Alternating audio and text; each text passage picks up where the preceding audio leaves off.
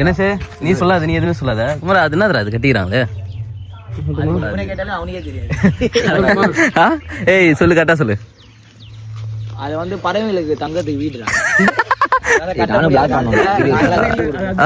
அது கட்ட முடியாத நேரத்துல நாங்களா பனிக்கூடம் இருக்குல்ல, மாடோட பனிக்கூடம் குட்டி போட்டவனே அவனுக்கு கீழே விழுதுல.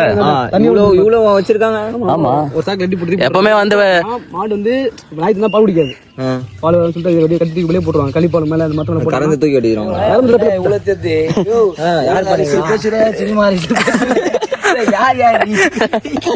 எல்லாமே தெரிஞ்சு அதுல ஒரு 60 பேசி மச்சான் ஓடி போய்